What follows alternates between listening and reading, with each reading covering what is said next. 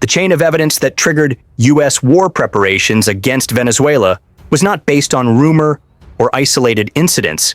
It was built on years of documented weapons transfers that painted a clear and alarming picture. Advanced Russian arms arriving in Caracas, anti-tank rockets surfacing in rebel caches across Colombia, intelligence reports of shipments feeding paramilitary groups, and CIA warnings about stockpiles at risk of diversion all converged into one conclusion. Venezuela had become a source of destabilization with weapons capable of shifting the balance of power in the region. For Washington, the threat was no longer theoretical. It was real, visible, and dangerous enough to deploy destroyers and prepare Marines for action. The most visible evidence came during Venezuelan military parades where advanced Russian-made SA-24 surface-to-air missiles were proudly displayed. These shoulder-fired weapons, also known as manpads, are portable, lethal, and designed to take down aircraft. With a significant range and proven effectiveness, they represent a nightmare scenario for U.S. military planners. If such missiles slipped into the hands of criminal organizations, cartels, or terrorist groups, even civilian airliners could be at risk. The sight of dozens of SA-24s in the hands of a regime accused of collaborating with narco networks sent alarms ringing in Washington. It was not just about Venezuela's right to arm itself, but about the possibility of these weapons migrating into black markets and conflict zones beyond its borders. That possibility was reinforced by an undeniable discovery. Colombian authorities uncovered arms caches linked to FARC rebels that included Swedish-made AT-4 anti-tank rockets. These were not black market oddities. They were weapons originally sold to Venezuela and later found in the hands of insurgents across the border. The revelation confirmed U.S. suspicions that Caracas was either unable or unwilling to safeguard its arsenal. Each AT-4 in rebel hands represented more than a battlefield advantage. It was evidence that Venezuelan weapons had already crossed into conflicts outside its borders. For Washington, this was not a distant possibility of diversion. It was proof that diversion had already happened. The scale of Venezuela's arsenal added further weight to the concern. Over the years, Caracas had imported billions of dollars worth of Russian weaponry. Multi-year contracts modernized its armed forces with tanks, fighter jets, attack helicopters, and missile systems. While every nation has the right to arm its military, the sheer volume of these imports stood out, especially as Venezuela's domestic economy collapsed. For U.S. officials, it raised an urgent question. Why was a country facing food shortages and mass migration investing heavily in advanced arms? The answer that Washington feared was clear. These weapons were not just for defense, but part of a broader pattern of entrenchment and power projection. Before we get to that, I need your help. I'm trying to hit 50,000 subscribers by the end of the year, and I need your help. So I would really appreciate it if you could subscribe and help me out. Intelligence reports piled on. Both U.S. and Colombian authorities tracked shipments of semi-automatic rifles, combat gear, and explosives. Some of these were believed to be destined for Venezuelan paramilitary groups tasked with defending Nicolas Maduro's government. Others were linked to rebel organizations and smuggling networks that straddled the porous borders of Colombia and Venezuela. The CIA publicly warned that Venezuela's large caches of weaponry were at risk of diversion, highlighting the potential for sophisticated arms to strengthen cartels or terrorist groups. In a region already strained by narco-violence, the prospect of drug cartels armed with surface-to-air missiles or anti-tank rockets represented an unacceptable escalation. The problem-solution framework crystallized around this evidence. The problem was stark. Advanced weapons, already proven to have leaked into rebel hands, sitting inside a country accused of collaborating with cartels and hostile actors. The solution, from Washington's perspective, was readiness. Deploying destroyers and staging Marines off Venezuela's coast was about preparing to intercept further transfers, deter hostile actions, and if necessary, neutralize stockpiles before they spilled over into wider conflict. The drumbeat of discoveries built pressure for action. Destroyers positioned near Venezuelan waters were not abstract threats. They were part of a countdown. If new evidence surfaced of weapons being funneled to cartels or terrorists, Washington wanted to be ready to act immediately. The framing was clear, the evidence was mounting, the danger was real, and preparation was non-negotiable. The Caribbean Sea may look like a vast blue expanse, but in reality, it is a maze of narrow choke points, crowded shipping lanes, and strategic gateways that decide who controls access to the Americas. At the heart of this geography lies the U.S. Navy's most powerful instrument of maritime dominance, the Carrier Strike Group. When one of these formations sails into the region, it does not simply float. It asserts control over critical Caribbean sea lanes through raw naval power projection, mastery of choke points, and an ability to command air and sea simultaneously. A Carrier Strike Group, or CSG, is more than just an aircraft carrier. It is a mobile fortress at sea. The carrier serves as the capital ship, launching and recovering fighter jets, surveillance aircraft, and helicopters around the clock. But it is never alone. Cruisers armed with long-range missiles provide air defense. Destroyers hunt submarines and escort convoys. Submarines lurk beneath, striking unseen at threats. Forward presence is the first mechanism of control. When a carrier strike group deploys to the Caribbean, it signals to every regional actor, from smugglers to hostile states, that the U.S. Navy is watching. This is not abstract deterrence. It is visible steel on the water and jets in the sky. The very presence of a CSG reassures allies, discourages adversaries, and enforces freedom of navigation for commercial and military traffic. Merchant vessels know they are under the umbrella of the world's most advanced navy. Cartel-linked smugglers know their routes are under surveillance.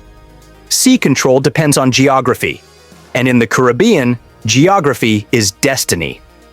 The Windward Passage and the Strait of Florida are narrow gateways through which vast volumes of trade, military traffic, and illicit shipments must pass. Whoever commands them controls the flow of vessels across half the hemisphere. Carrier strike groups stationed nearby can monitor and regulate these passages with unmatched precision. Their radar systems track every ship, their aircraft patrol the skies above, and their escorts position themselves to intercept anything suspicious. The choke points that smugglers once relied on become bottlenecks patrolled by American power, turning geography from advantage into vulnerability for anyone who tries to slip through unseen. Air dominance is the next layer. Carrier-based aircraft create a dome of control that extends for hundreds of miles. The Caribbean's airspace, once neutral, becomes dominated by carrier-based patrols that can launch within minutes. For any adversary, state-backed or cartel-linked, this denies sanctuary. There is no corridor of safety when the sky itself belongs to the strike group. Before we get to that, I need your help. I'm trying to hit 50,000 subscribers by the end of the year, and I need your help. So I would really appreciate it if you could subscribe and help me out. Continuous maritime domain awareness ties the entire picture together. The strike group conducts non-stop intelligence, surveillance, and reconnaissance (ISR) operations. The result is a comprehensive operational picture of the region's surface, subsurface, and aerial activity. Every freighter, every fishing boat, every high-speed craft is logged, tracked, and analyzed. This is not reactive defense but proactive control, where information dominance translates directly into maritime dominance. The strike group's presence also multiplies allied capabilities. The U.S. provides the command and control backbone, while allies extend the reach on local waters. This cooperation tightens maritime security, denies cartels freedom of maneuver, and reinforces diplomatic bonds. The CSG is not just a military asset, it is a diplomatic instrument, broadcasting commitment to allies and demonstrating the costs of aligning with adversaries. Special operations teams are the scalpel in an environment dominated by blunt force. When it comes to Nicolas Maduro's regime, conventional military pressure alone cannot expose the cracks inside Venezuela's armored shell. What matters most is intelligence. Timely, precise, and gathered by people who can slip behind the walls of propaganda and paranoia. This is where special operations units excel. Their mission is not just to observe, but to map vulnerabilities, identify weak points, and deliver insights that transform broad strategy into targeted action. The first function is covert intelligence and surveillance. Special operators infiltrate, monitor, and document military infrastructure. Satellites can see a convoy, but they cannot listen in on the morale of the soldiers driving it or spot the irregularities in communication chatter that hint at divided loyalties. Teams on the ground bridge that gap. These operations are not conducted in isolation. Special operators work closely with regional partners, including Colombian forces, who share intelligence and provide local networks. By cultivating sources within communities, or even inside the security services, special operations teams can uncover poorly defended installations, hidden communication nodes, or militia depots that satellites cannot identify. The information they collect is not theoretical. It feeds directly into U.S. military and policy planning. Real-time actionable intelligence is passed upward, allowing commanders to assess Maduro's true defensive capabilities. Targeting networks of leadership is another core mission. Special operations teams identify and track these actors, building profiles of key individuals whose removal or exposure could destabilize the regime's grip. They look for signs of fractured loyalty within the Venezuelan armed forces. Mapping these tensions provides opportunities for disruption. Supporting disruptive missions requires more than observation. Special operators assist in planning raids, sabotage, or precision strikes designed to degrade Maduro's effectiveness. This could include operations against fuel depots, communication hubs, or illicit smuggling corridors that fund the regime. Equally important is their role in exposing hybrid warfare tactics.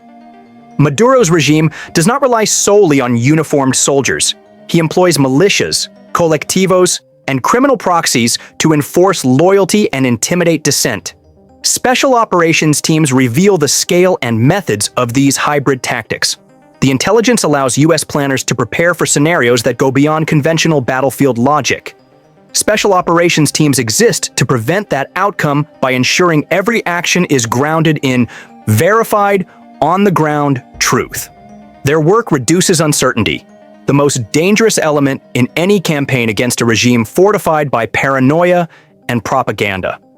A missile battery is one of the most intimidating symbols of modern warfare. An array of radars, launchers, and command vehicles capable of turning the sky into a killing zone. Yet even these seemingly impenetrable defenses can be neutralized without plunging into full-scale war. Precision strikes make it possible to dismantle strategic missile batteries with surgical accuracy, cutting out their critical components while avoiding the massive escalation that comes with broader conflict. The foundation of this approach lies in precision-guided munitions. Cruise missiles, hypersonic weapons, and next-generation systems can be aimed not at cities nor at armies, but at the beating heart of a missile battery. Radars, launchers, command and control vehicles, and storage depots are all vulnerable when hit with pinpoint accuracy. Destroying a radar can blind the entire system. Taking out a single command van can paralyze coordination. The point is not to obliterate the entire landscape, but to strike exactly where the enemy's strength turns to fragility. One of the most effective tactics is suppression of enemy air defenses, or SEAD. Anti-radiation missiles track the very signals missile batteries rely on to function. As soon as a radar switches on to detect threats, it becomes a beacon inviting destruction. Once radars are silenced, the rest of the battery becomes a sitting target. Without eyes, there is no aim. Without sensors, there is no shield. SEAD operations are often the first step, creating the opening for follow-up precision strikes that finish the job. Timing is just as crucial as accuracy, and this is where intelligence, surveillance, and reconnaissance come into play. ISR assets, drones, satellites, electronic intercepts, track missile batteries in real time. They identify not only locations, but also vulnerabilities, when launchers are being reloaded, or when crews are at shift change. Striking in these windows maximizes effectiveness while minimizing resistance. Electronic warfare adds another layer by blinding without firing. Jamming signals, scrambling communications, and disrupting radar targeting chains can leave a missile battery paralyzed. Collateral damage is one of the greatest risks in any confrontation, especially when the goal is to avoid escalation. Precision strikes mitigate this by using small, accurate warheads designed to disable, not devastate. Instead of leveling an entire facility, a single missile can punch through the radar dish of a tracking system or ignite the fuel storage of a launcher. The damage is catastrophic to the battery's function, but minimal to the surrounding area. This restraint is not weakness, it is strategy. Speed is equally vital. Precision strikes are executed quickly, often in the span of minutes from detection to impact. The goal is to neutralize the missile battery before it can fire back or relocate. The result is a missile battery that looks intact from afar, but is functionally dead. Crews are left with hardware that cannot see, cannot aim, and cannot launch. The psychological effect is enormous. The enemy knows their shield is broken, yet cannot claim an attack on civilians or broad infrastructure to rally sympathy. The U.S. military posture near Venezuela exposes cartel alliances supporting the Maduro regime's survival. By ripping away the facade of politics and revealing the criminal machinery that keeps Caracas afloat, the United States has gone beyond calling Nicolas Maduro an authoritarian ruler. Washington has labeled his government a narco-terror cartel. That phrase is not symbolic. It reflects direct accusations that Maduro and his closest military allies oversee the Cartel de los Soles, a sprawling cocaine trafficking organization run with the complicity of Venezuelan generals, police, and government officials. By deploying destroyers and marines near Venezuela, the U.S. is not simply applying pressure against a hostile regime. It is spotlighting the deep entanglement between Maduro's government and cartel structures that reach across the Americas. At the center of this web lies the Cartel de los Soles. The cartel earned its name from the sun insignia worn by Venezuelan generals, many of whom are accused of facilitating or directly managing shipments. By calling out the Cartel de los Soles as part of Maduro's apparatus, the U.S. reframes the Venezuelan state itself as a criminal enterprise masquerading as a government. The military posture offshore amplifies this message. The destroyers are not just aimed at Caracas, but at the illicit networks that sustain it. These networks do not operate in isolation. The Cartel de los Soles maintains alliances with Tren de Aragua, Venezuela's most powerful gang, and also partners with the Sinaloa Cartel, one of Mexico's most notorious drug trafficking organizations. Together, they create a nexus of illicit trafficking that finances Maduro's regime while expanding the influence of regional organized crime.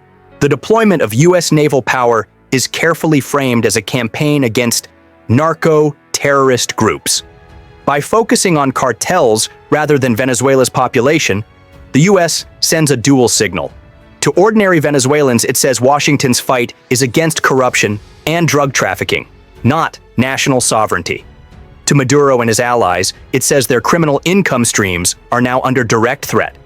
Destroyers capable of interdicting maritime traffic turn the Caribbean into a contested zone, disrupting the regime's ability to freely move drugs and weapons through Venezuelan ports and territorial waters. This posture is not subtle. It is an unmistakable challenge to the infrastructure that has kept Maduro in power. The pressure goes beyond interdiction. By exposing cartel alliances publicly, the U.S. military presence forces a spotlight on Maduro's reliance on traffickers.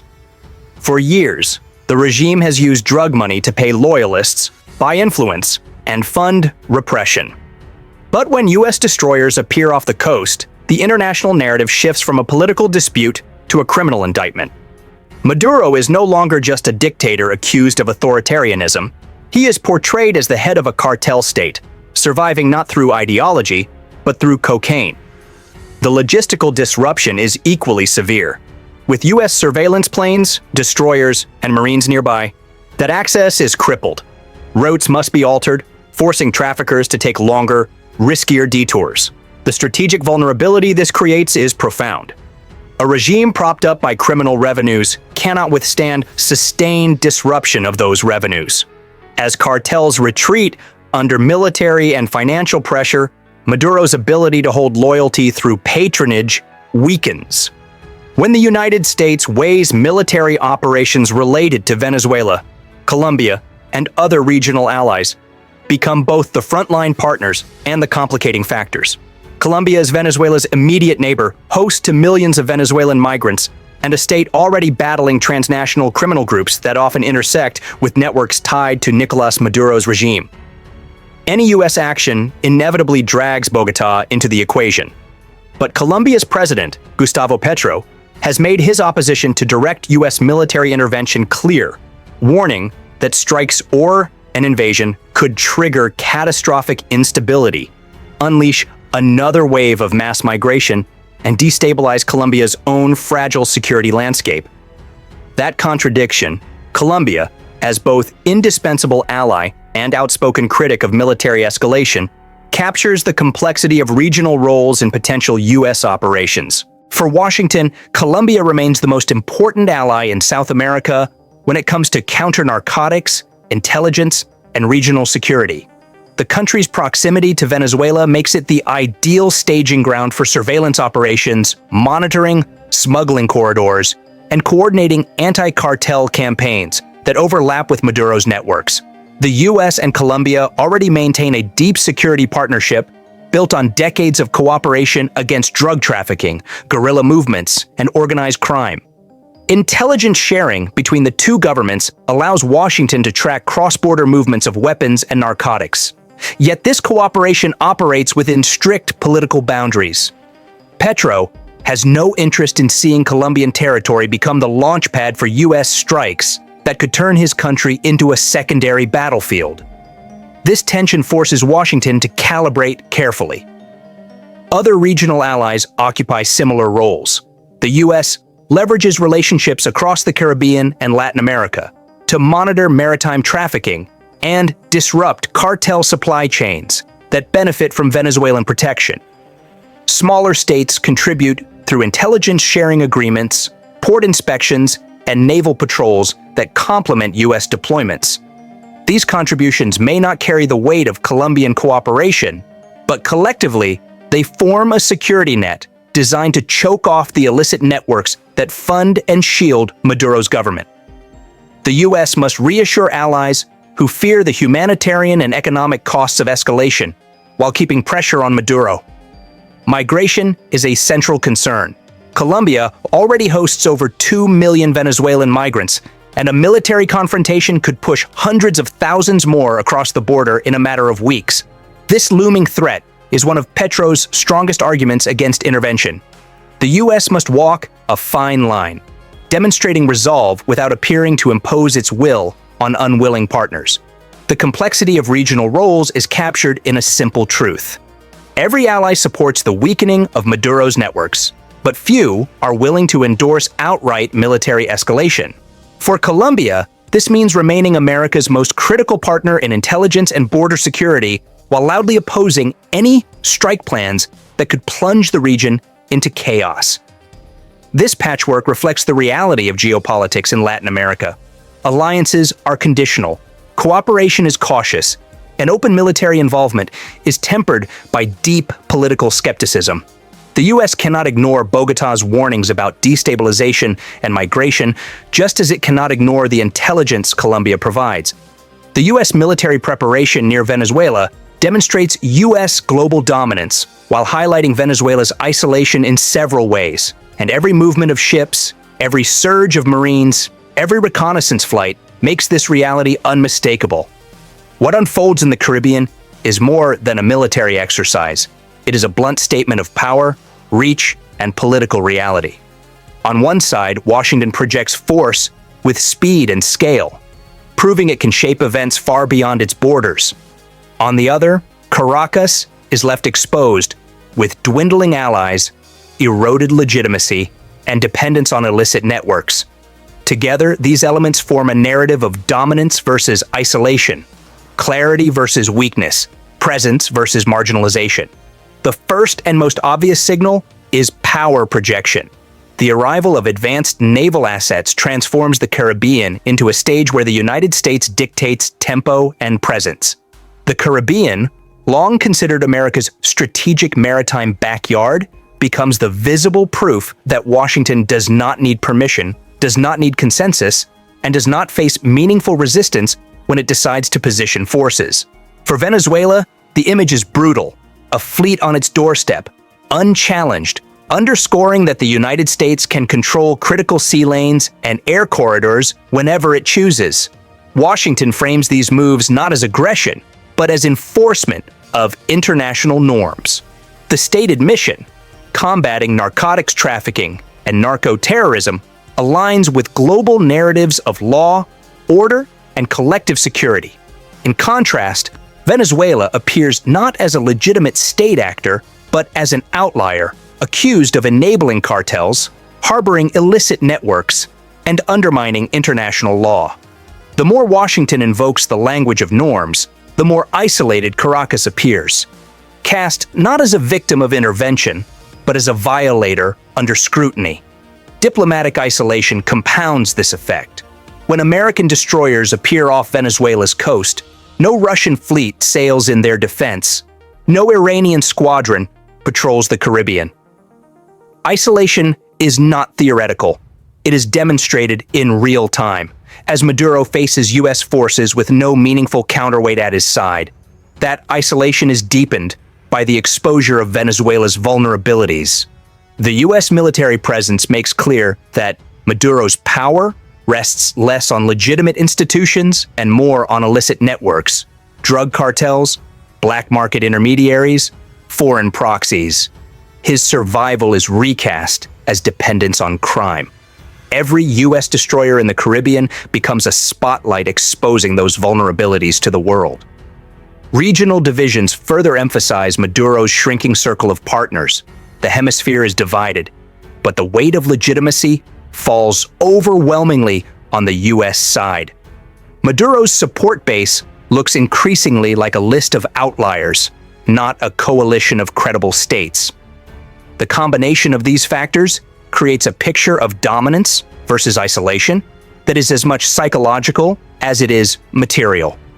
For Washington, the deployment is a flex of capability, the ability to project power rapidly, sustain operations indefinitely, and enforce norms without serious challenge. For Caracas, it is a reminder of limits, the inability to resist, the absence of allies, the exposure of vulnerabilities. The Caribbean Sea becomes a canvas where American dominance and Venezuelan marginalization are painted side by side. The U.S. military preparation near Venezuela thus functions on two levels simultaneously. It asserts Washington's role as the dominant power, able to shape events with force and legitimacy, and it exposes Venezuela's reality, isolated, dependent, and vulnerable in the face of overwhelming pressure. Together, these levels form a single, powerful message. The United States can act. Venezuela cannot resist. The balance of power, once contested in rhetoric, is made visible in steel, sanctions, and isolation. The world is left with a simple truth. Dominance and isolation are not abstract concepts. They are unfolding right now, in the waters off Venezuela's coast.